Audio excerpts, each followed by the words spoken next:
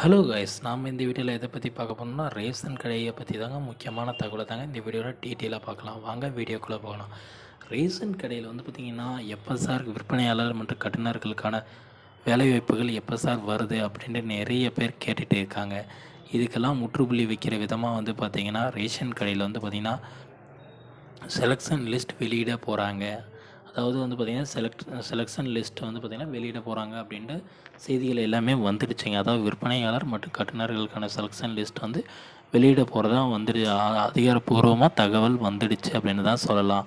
இந்த selection list எப்போ sir வெளியிடுவாங்க அப்படின்னு பார்த்திங்கன்னா செலெக்ஷன் லிஸ்ட் பார்த்திங்கன்னா தமிழ்நாடு ஃபுல்லாக ஒரே டைமில் தாங்க ரிலீஸ் பண்ண போகிறாங்க. அந்தந்த டைமில் பார்த்திங்கன்னா ஒரே டைமில் ரிலீஸ் பண்ணுவாங்க. ஆனால் போஸ்டிங் பார்த்திங்கன்னா ஒவ்வொரு மாவட்டத்துக்கும் பார்த்திங்கன்னா மாறுபாடுகள் இருக்கும் அப்படின்னு சொல்லியிருக்காங்க. ஒவ்வொரு மாவட்டத்துக்கும் பார்த்திங்கன்னா போஸ்டிங் முன்ன பின்ன தான் போடுவோம்.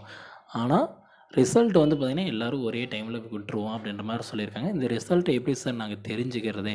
நான் பாஸ் பண்ணியிருக்கேன், எனக்கு பணியாணை எப்படி சார் வந்திருக்கு அப்படின்னு உங்களுக்கு டவுட்டாக இருந்தால் உங்களுக்கு பார்த்திங்கன்னா விற்பனையாளராக இருந்தாலும் சரி, கட்டுநராக இருந்தாலும் சரி, நீங்கள் ஒரு மொபைல் நம்பர் கொடுத்துருப்பீங்க. அந்த மொபைல் நம்பருக்கு பார்த்திங்கன்னா உங்களுக்கு எஸ்எம்எஸ், அதாவது குறுந்தகவல் வரும்.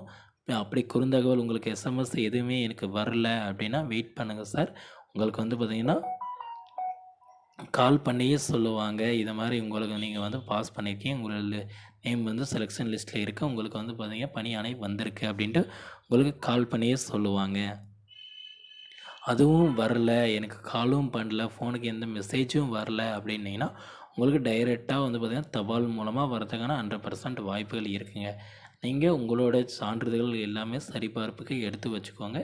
ஏன்னா முதற்கட்டமாக பார்த்திங்கன்னா சென்னை, சேலம், கோயம்புத்தூர், ஈரோட்டில் முதற்கட்டமாக நடைபெற்று இருக்குதுங்க. உங்கள் மாவட்டத்துலேயும் திடீர்னு வரதுக்கான வாய்ப்புகள் இருக்குங்க. அப்போ உங்கள்கிட்ட சான்றிதழ்கள் எதுவுமே இல்லாமல் இருந்தீங்கன்னா நீங்கள் ரிஜெக்ட் பண்ணுறதுக்கான வாய்ப்புகளும் இருக்குங்க.